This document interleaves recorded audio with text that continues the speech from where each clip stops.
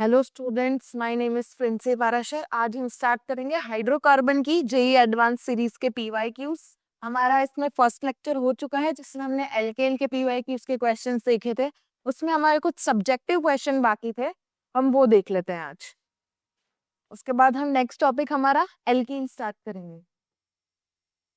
तो हमारा question number 16 था, उसमें हमें दिए हुए हैं दो मॉलिक्यूल्स एन एंड एम। हमें ये आइडेंटिफाई करना है कि हमारा प्रोडक्ट क्या बनेगा अगर उसकी रिएक्शन हम क्लोरीन गैस से सनलाइट की प्रेजेंस में करवाएंगे तो, और उसका फ्रैक्शन डिस्टिलेशन करने के बाद हमारा प्रोडक्ट क्या फॉर्म होगा। तो फर्स्ट हम हमारे मॉलिक्यूल की रिएक्शन करवाते हैं Cl2H की प्रेजेंस में। तो ये अगर Cl2 यहाँ पर रिएक्ट करेगा तो कितनी पॉसिबिलिटीज हो सकती है क्लोरीन के रिएक्ट करने की और हाइड्रोजन को रिमूव करने की। तो फर्स्ट हमारा स्ट्रक्चर बनेगा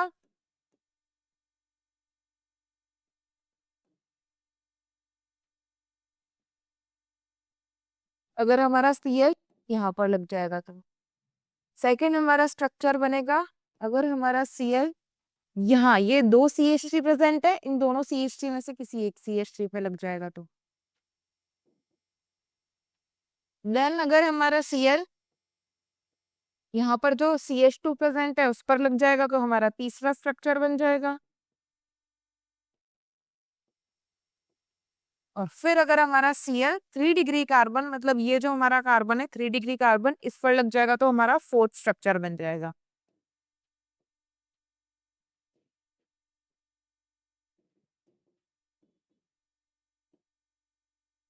तो टोटल हमारे 4 स्ट्रक्चर्स बनेंगे। बट यहाँ पर अगर हम चेक करेंगे तो यहाँ पर हमारे पास एक कायरल कार्बन प्रेजेंट है, तो इसका D और L बनेगा। यहाँ पर ये हमारे पास कायरल कार्बन प्रेजेंट है, यहाँ पर भी ये हमारे पास, यहाँ तो CH3 सेम है तो यहाँ पर कोई कायरल कार्बन नहीं होगा। यहाँ पर भी हमारे पास कायरल कार्बन प्रेजेंट होगा, यहाँ पर D और L एक दो इसके आ जाएंगे हमारे पास। फिर अगर हम यहाँ पर लगाएंगे तो ये भी हमारा एक कायरल कार्बन होगा, एक हाइड्रोजन, एक CH2Cl, एक CH3, तो इसका D और L। तो टोटल हमारे पास Cl2H से रिएक्शन करवाएंगे तो हमारे N आएंगे 6। टोटल हमारे पास 6 स्ट्रक्चर्स बनेंगे, 1 2 3 4 5 एंड 6। बट फ्रैक्शनल डिस्टिलेशन में हमारे आइसोमर्स डिटेक्ट नहीं होते, तो फ्रैक्शनल डिस्टिलेशन में हम D और L नहीं बोलेंगे, उसको एक ही मॉलिक्यूल बोलेंगे। तो 1 2 3 4 टोटल कितने स्ट्रक्चर्स बन सकते हैं फ्रैक्शनल डिस्टिलेशन के बाद? तो 4। तो हमारा आंसर होगा 6 एंड 4। तो 16 का आंसर हुआ हमारा ए। नेक्स्ट क्वेश्चन देखते हैं, question number 17। Draw Newman projection of relatively less stable staggered. ये हमारे दोनों स्टैगर्ड बने हुए हैं न्यूमैन के।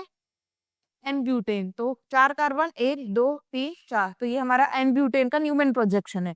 इसमें ये दोनों स्ट्रक्चर्स हमारे स्टैगर्ड है, एक एंटी है और दूसरा जिसमें दोनों CH3 आपस में पास है, दोनों है स्टैगर्ड।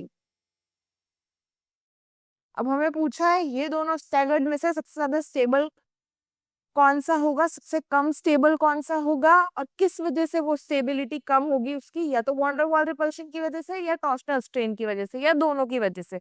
तो हमें ये क्वेश्चन में पूछा है, दो हमारे पास मॉलिक्यूल दिए हुए हैं स्टैगर्ड के, एक ही हमारा एंटी है।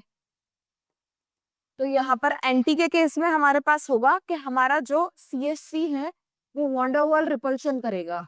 तो वॉन डेर वाल रिपल्शन की वजह से अगर ये दोनों दूर है तो ये हमारा मोर स्टेबल होगा,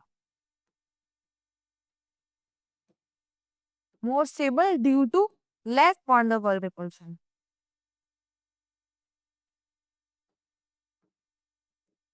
तो हमारा आंसर होगा एंटी वाला जो हमारा स्टैगर्ड होगा वो हमारा मोर स्टेबल होगा, क्योंकि इसमें less van der Waals repulsion होगा। यहाँ पर दोनों CH3 पास पास, दोनों बल्कि मॉलिक्यूल्स हैं, अगर कोई भी दो बल्कि चीजें हम पास में लेकर आते हैं तो उनमें रिपल्शन होता है, तो उस रिपल्शन की वजह से ये स्ट्रक्चर एंटी जो होगा हमारा वो ज्यादा स्टेबल होगा। नेक्स्ट क्वेश्चन देखते हैं, क्वेश्चन नंबर 18।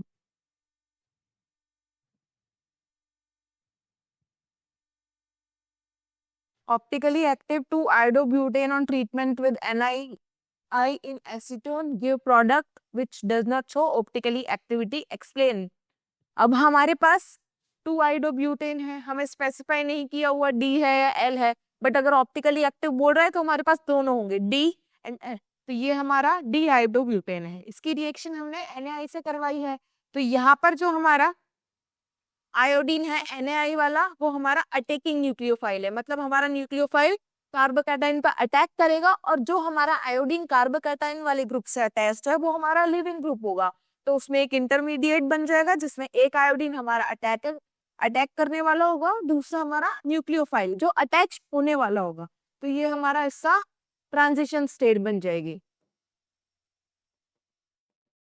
तो इसमें एक आयोडीन जो हमारा यहाँ पर प्रेजेंट है लिविंग ग्रुप वाला, वो धीरे धीरे यहाँ से लीव होगा, और जो NaI से हमारे पास न्यूक्लियोफाइल आएगा वो धीरे धीरे से अटैच्ड होगा। तो यहाँ पर ये हमारा डी आइडोब्यूटेन चेंज हो जाएगा हमारा एल आइडोब्यूटेन में। सेम हम रिएक्शन एल आइडोब्यूटेन की करवाएंगे, इसमें हमारा आयोडीन NaI वाला लिविंग ग्रुप वाला होगा। तो हमारे पास दोनों पॉसिबिलिटीज है, मतलब एक स्ट्रक्चर हमारे पास डी आइडोब्यूटेन का बनेगा, एक स्ट्रक्चर हमारे पास एल आइडोब्यूटेन का बनेगा। तो हमारा इसका आंसर होगा D iodobutane and L iodobutane.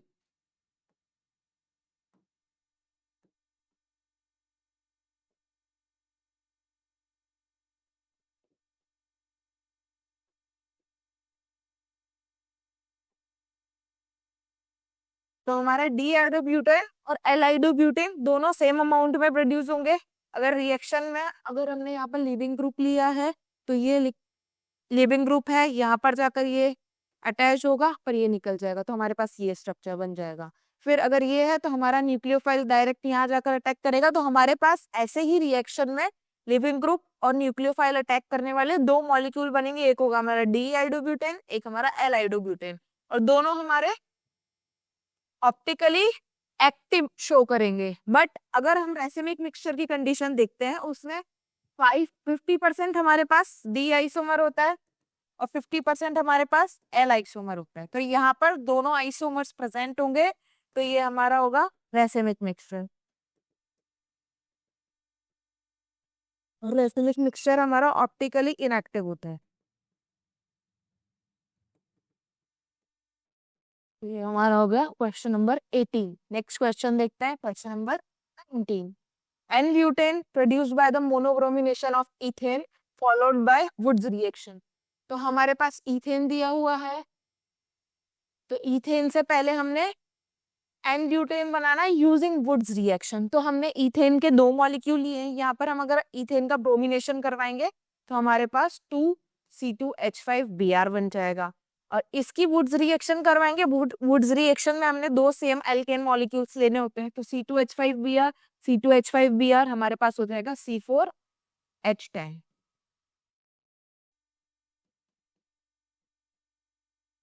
तो ये हमारा C2H5Br, यहाँ पर हमारे पास वुड्स रिएक्शन से N-ब्यूटेन फॉर्म हो गया।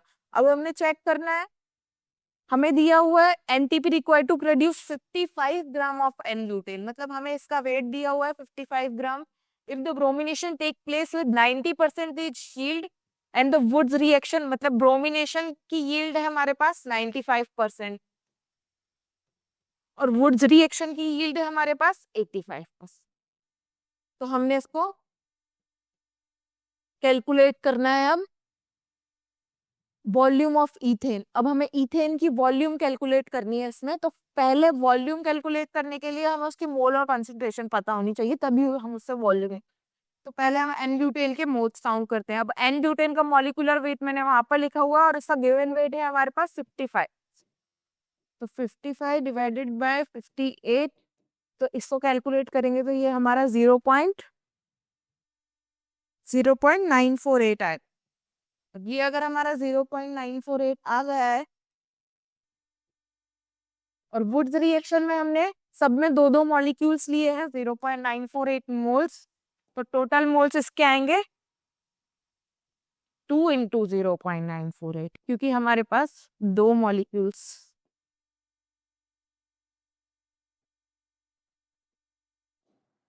हमने रिएक्शन में दो मॉलिक्यूल्स यूज किए हैं। तो इसका मोल्स काउंट करने के बाद 1.8 अराउंड कुछ आ जाएगा, 0.948 मल्टीप्लाई बाय 2, तो ये हमारे पास आ जाएगा। फिर अगर हमें निकालना है अमाउंट ऑफ C2H5Br रिक्वायर्ड, कि इसमें हमारी कितनी C2H5Br रिक्वायर्ड हुई है, तो इसकी यील्ड हमारे पास कितनी है,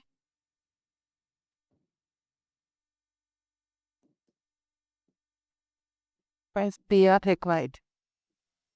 तो हमारे पास इसकी यील्ड प्रेजेंट है C2H5Br की 85%, एंड हमारे पास C2H6 की यील्ड प्रेजेंट है वो है 95%। तो पहले हमने इसकी यील्ड निकालनी है, तो ये हमारे पास हो गया 2 इंटू 0.948।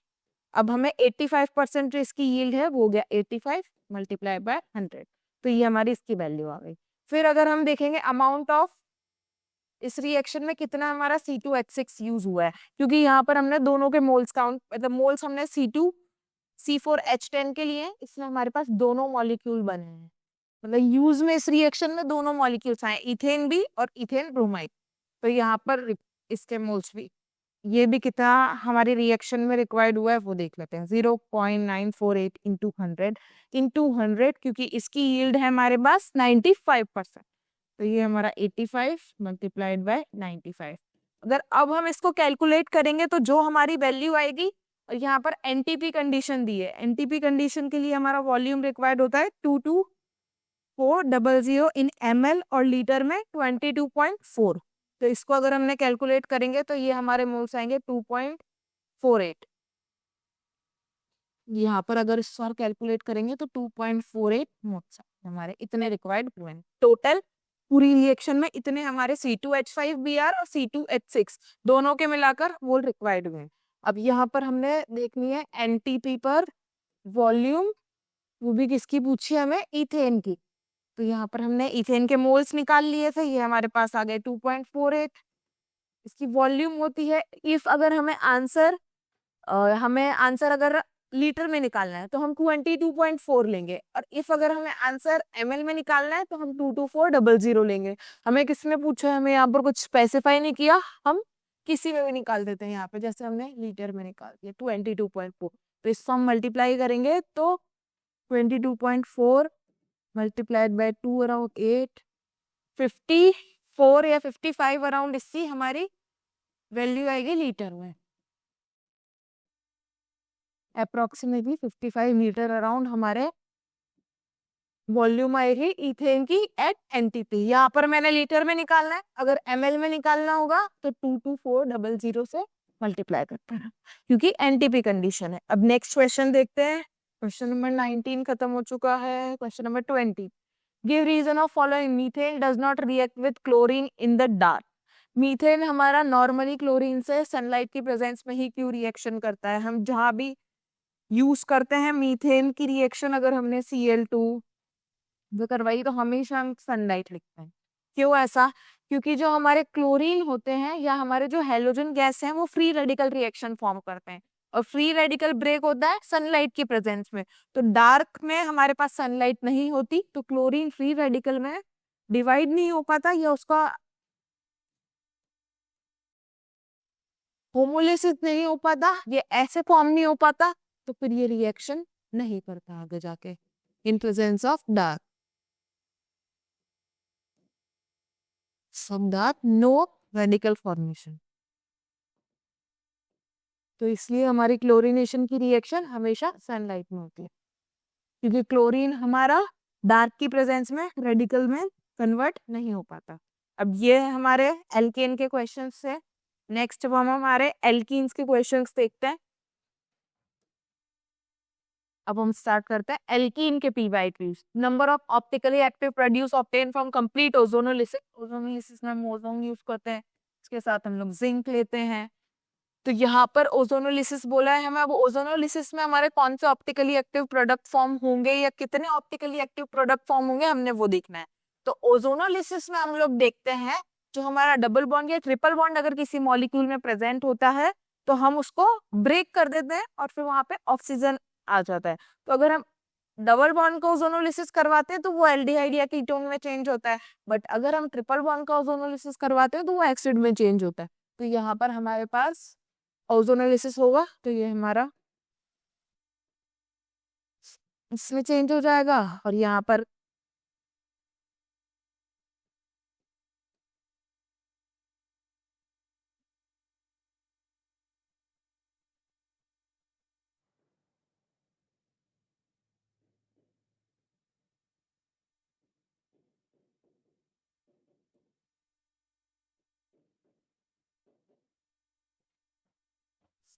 2 मॉलिक्यूल हमें इसके और 2 मॉलिक्यूल हमें इसके मिले। तो ये इनमें से जो भी हमारे पास प्रेजेंट है वो कायरल कार्बन है या नहीं है, इसमें कोई कायरल कार्बन नहीं है, ये तो sp2 है, कायरल हो ही नहीं सकता। तो इससे ओजोनोलिसिस के बाद जो हमारे पास दोनों प्रोडक्ट होंगे वो दोनों अकायरल होंगे, और अकायरल मॉलिक्यूल कभी भी ऑप्टिकली एक्टिव नहीं होते, तो ऑप्टिकली एक्टिव प्रोडक्ट इसमें आएंगे 0। फर्स्ट आंसर हुआ हमारा ए। सेकंड देखते हैं, an allene C2C3H4 the type of hybridization of carbon atom is. अब एलीन का स्ट्रक्चर पता होना चाहिए उसके लिए हमें पहले। ये हमारा एलीन का स्ट्रक्चर, एलीन में जो हमारे दोनों टर्मिनल हाइड्रोजन्स होते हैं वो डिफरेंट डायरेक्शन में होते हैं, इसलिए कभी भी एलीन हमारा ऑप्टिकली एक्टिव मॉलिक्यूल हो सकता है अगर हमारे, क्योंकि यहाँ पर जो हाइड्रोजन वो वाइट डैश में होंगे और यहाँ पर जो हाइड्रोजन होंगे वो दूसरी डायरेक्शन में होंगे। तो यहाँ पर हम देखेंगे ये वाला कार्बन है, इसका हाइब्रिडाइजेशन sp2, ये sp और ये हमारा sp2। तो टोटल हमारे पास 2 ही हाइब्रिडाइजेशन है यहाँ पर, sp2 एंड sp। तो हमारा आंसर होगा बी। सेकंड का आंसर बी। एलीन में 2 हाइब्रिडाइजेशन होते हैं, टर्मिनल कार्बन पर sp2 और मिडिल कार्बन पर s। Third, cyclohexane cyclohexane in ozolysis formed by reaction with zinc dust and water for the treatment with aqueous KOH। मतलब यहाँ पर हमने कार्बन डाइऑक्साइड भी रिमूव करवानी है ओजोनोलिसिस के बाद, एक्वस KOH दिया हुआ है, जिंक डस्ट और वाटर है, तो एल्डिहाइड या कीटोन में चेंज होगा हमारा मॉलिक्यूल। और यहाँ पर क्वेश्चन में साइक्लोहेक्सीन है ना कि साइक्लोहेक्सेन, तो ये हमारा साइक्लोहेक्सीन होगा, इसका हम ओजोनोलिसिस करवाएंगे इन presence of zinc dust and water. यहाँ पर ओजोनोलिसिस करवाएंगे तो ये बॉन्ड हमारा ब्रेक होगा। अब ये हमारे पास 2 अल्डिहाइड मॉलिक्यूल्स बन जाएंगे, जैसे ये हमारा हो गया। यहाँ पर हमारे पास 2 अल्डिहाइड मॉलिक्यूल फॉर्म हो गए। अब हमारे अल्डिहाइड मॉलिक्यूल में जो हमारे पास प्रेजेंट है ये हमें दिया हुआ है, ये हमारा ई हो गया। अब ई का फर्दर ट्रीटमेंट करवाना है हमें एक्वस KOH से।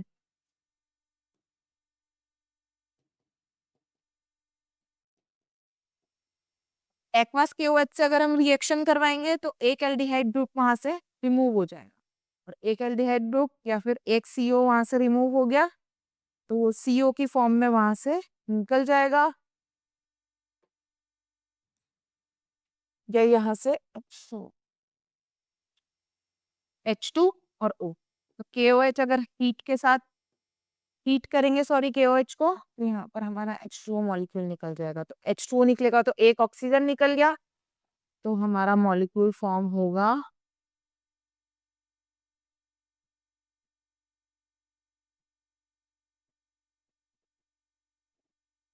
ये कार्बन निकलेगा तो डबल बॉन्ड इधर आ जाएगा और डबल बॉन्ड यहाँ आ गया तो ये CHO रिंग के बाहर आ जाएगा। एक एल्डिहाइड ग्रुप होगा, दूसरा हमारा वाटर मॉलिक्यूल निकल जाएगा। तो टोटल यहाँ पर 6 कार्बन है, यहाँ पर भी 6 कार्बन है, मतलब KOH के साथ अगर हमने हीट किया है तो वाटर मॉलिक्यूल रिमूव हुआ है। अगर यहाँ पर COH ग्रुप होता एल्डिहाइड की जगह तो हमारा CO2 भी रिमूव हो जाता। जैसे यहाँ पर COH ग्रुप दिया हुआ है, तो अगर डबल ओजोनोलिसिस होगा, ट्रिपल बॉन्ड प्रेजेंट होता तो CO ग्रुप होता, KOH फिर इसको भी रिमूव कर, बट यहाँ पर अभी सिर्फ वाटर मॉलिक्यूल रिमूव हुआ है, तो हमारा F कंपाउंड होगा B। तो हमारा थर्ड का आंसर होगा identify the product P in the following reaction NOCl, मतलब NO। अब इसका हमने देखना है, इसमें लगेगा हमारा मार्कोनिकॉफ रूल। मार्कोनिकॉफ रूल हमारा न्यूक्लियोफाइल वहां अटैक करता है जहां पर नंबर ऑफ हाइड्रोजन कम हो और उस कार्बन पर कार्बोकैटायन ज्यादा स्टेबल हो, और वहां जिसके अल्फा हाइड्रोजन ज्यादा हो। जहां पे ज्यादा हाइड्रोजन होगा वहां पे हमारा NO अटैक करेगा, और जहां पे कम हाइड्रोजन होगा वहां पे हमारा न्यूक्लियोफाइल अटैक करेगा। तो यहाँ पर NO प्लस Cl माइनस, तो NO हमारा अटैक करेगा CH3 CH double bond CH2। तो जहां पे ज्यादा हाइड्रोजन वहां पे NO, जहां पे कम हाइड्रोजन वहां पे न्यूक्लियोफाइल। तो ये हमारा स्ट्रक्चर बन जाएगा CH Cl क्योंकि यहाँ पर कार्बोकैटायन आ जाएगा और कार्बोकैटायन को स्टेबल करने के लिए क्लोरीन माइनस आयन आएगा, तो यहाँ पर क्लोरीन माइनस,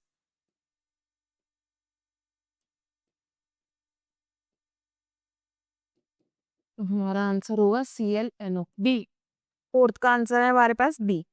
हमने ये किया है मार्कोनिकॉफ रूल्स है।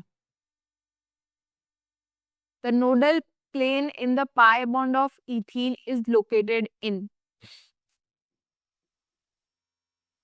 ये हमारा इथीन का स्ट्रक्चर है। नोडल प्लेन कहां पर प्रेजेंट होंगे हमें वो पूछा है,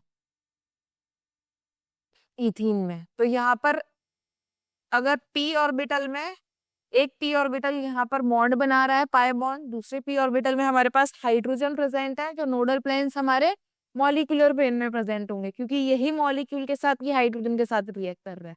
तो हमारा फिफ्थ का आंसर होगा the molecular plane. The nodal plane in the pi bond of ethene is located in molecular plane, क्योंकि पाई बॉन्ड फॉर्म होगा, ये हमारा सिग्मा बॉन्ड फॉर्म हो गया, तो ये हमारा पाई बॉन्ड हो जाएगा कोलैटरल ओवरलैपिंग की वजह से। अब हमारे नोडल प्लेट्स, ये हाइड्रोजन हमारे होंगे, हाइड्रोजन यहाँ पर आ गए पीजेड में, तो हमारे नोडल प्लेन्स होंगे मॉलिक्यूलर ऑर्बिटल में, तो हमारा फिफ्थ का आंसर हुआ ए। नेक्स्ट देखते हैं, six, the reaction of propene with HOCl proceed bye. HOCl में ऑक्सीजन की इलेक्ट्रॉन नेगेटिविटी ज्यादा, तो माइनस, ये हमारा हो गया OH माइनस Cl प्लस।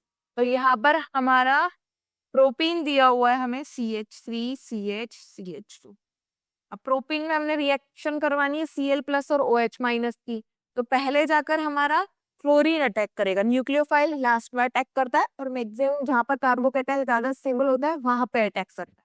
तो पहले क्लोरीन आके अटैक करेगा फर्स्ट में यहाँ पर, तो हमारा कार्बोकैटायन बन जाएगा यहाँ पर, और फिर ये हमारा CH2Cl। अब कार्बोकैटायन को स्टेबल करने के लिए हमारा OH माइनस है, तो हमारा OH माइनस होगा यहाँ ये OH CH2C।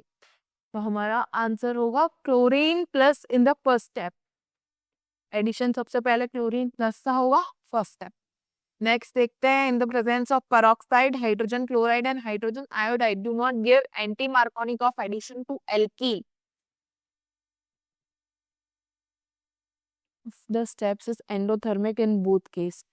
हाइड्रोजन पेरोक्साइड की कंडीशन ओनली हमारे HBr में होती है, क्योंकि HI के साथ और H क्लोरीन के साथ ये एंडोथर्मिक रिएक्शन देता है, इसलिए हमारा anti Markovnikov rule in presence of hydrogen peroxide, hydrogen chloride, hydrogen iodide में मेनली हम नहीं देखते, तो हमारा इसका आंसर होगा C, one of the step is endothermic in both cases. मतलब दोनों में एक स्टेप, मतलब हमारा जो HCl में ऐड करवाने का किसी भी एल्केन मॉलिक्यूल में या किसी भी एल्कीन मॉलिक्यूल में, या एल्काइन HCl या HI जो हमारा ऐड करवाने का होगा, वो दो स्टेप में ऐड होता है। पहले हमारा क्लोरीन अटैक करेगा, पहले हमारा हाइड्रोजन अटैक करेगा, बाद में हमारा क्लोरीन जाएगा मोर स्टेबल कार्बोकैटायन को स्टेबल करने। तो इन दोनों जो हमारे स्टेप होते हैं, इसमें से कोई एक स्टेप एंडोथर्मिक होता है, तो इस वजह से, और दोनों में होता है, तो इसलिए हमारा एंटी मार्कोनिकॉफ रूल फॉलो नहीं करते HCl और HI। Next question 8, which one of the following will react faster with H2 under catalytic hydrogenation. तो कैटालिटिक हाइड्रोजनेशन में ये तो गया हमारे यहाँ पे चारों आर ग्रुप है, अब ये तीन है हमारे पास। अब स्टेबिलिटी ऑफ एल्कीन से हम चेक करेंगे, तो ये दोनों हमारे सबसे ज्यादा स्टेबल होंगे। एक तो ये तो हमारा अनसिमेट्रिकल है, मतलब एक पे दोनों आर ग्रुप, एक पे दोनों हाइड्रोजन, तो ये अनसिमेट्रिकल है, और ये GI भी शो नहीं कर रहा, तो ये सबसे ज्यादा स्टेबल। अनसिमेट्रिकल एल्कीन सबसे ज्यादा स्टेबल होते हैं, फिर हम आते हैं सिमेट्रिक पे, तो यहाँ पर ये इसमें मोर नंबर ऑफ अल्फा हाइड्रोजन है, तो ये हमारा ज्यादा स्टेबल होगा और लेस रिएक्टिव होगा, तो ये दोनों तो चले गए। अब हमारे ऑप्शन में है A एंड C। अब A एंड C के केस में हमारे पास C जो होगा हमारा, इसमें मोर नंबर ऑफ अल्फा हाइड्रोजन होंगे, क्योंकि तीन आर ग्रुप लगे हुए हैं, तीनों आर ग्रुप पे कितने भी अल्फा हाइड्रोजन हो सकते हैं, तो ये हमारा मोर स्टेबल लेस रिएक्टिव। और ये 4 के कंपैरिजन में सबसे कम स्टेबल हमारा होगा ए, तो ये हमारा ज्यादा रिएक्टिव होगा, तो fastest reactive under H2 catalyst hydrogenation condition हमारा होगा 8 का आंसर ए। देखते हैं question number 9, which one of the following compound will exhibit geometrical isomerism. हमें इसमें चेक करना है कौन सा हमारा कंपाउंड है जो ज्योमेट्रिकल आइसोमेरिज्म शो करेगा। तो इसके लिए हम देखते हैं, फर्स्ट है हमारे पास 1 फिनाइल 2 ब्यूटीन। तो पहले स्ट्रक्चर्स ड्रॉ करने पड़ेंगे उसके लिए हमें। 1 पे फिनाइल, 2 पे ब्यूटीन, फिर 3 फिनाइल 1 ब्यूटीन,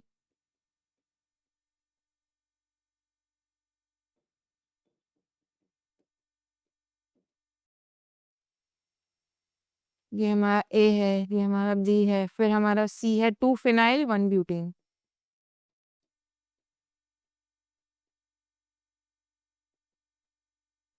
ये हमारा सी, और डी हमारा है 1 डायफिनाइल 1 प्रोपीन।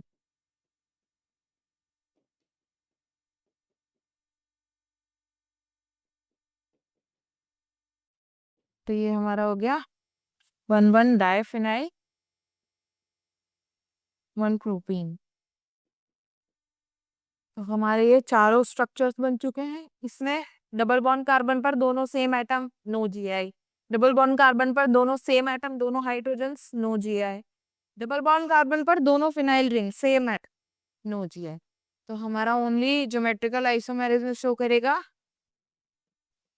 एक साइड यहाँ पर हाइड्रोजन है, एक CH2 फिनाइल है, एक यहाँ पे CH3 है, दूसरा यहाँ पे हाइड्रोजन। तो हमारा आंसर होगा 9th का ए। लास्ट क्वेश्चन देखते हैं, क्वेश्चन नंबर 10। बाकी क्वेश्चन हम नेक्स्ट क्लास में डिस्कस करेंगे। Anti Markovnikov addition of HBr is not observe in. Anti Markovnikov addition हमारा HBr में किसमें ऑब्जर्व होगा वो देखते हैं, और किसमें नहीं होगा। सॉरी, हमें पूछा है किसमें नहीं होगा, तो यहाँ पर हमें दिया हुआ है प्रोपी, ये हमारा प्रोपीन हो गया। तो यहाँ पर अगर हम एंटी मार्कोनिक ऑफ लगाएंगे, तो एंटी मार्कोनिक ऑफ में हमारा Br इधर आ जाएगा, CH2 Br, CH2 CH3, 1 butene, 1 butene देखते हैं फिर, CH2 double bond CH, CH2 CH3, 2 beauty CH3,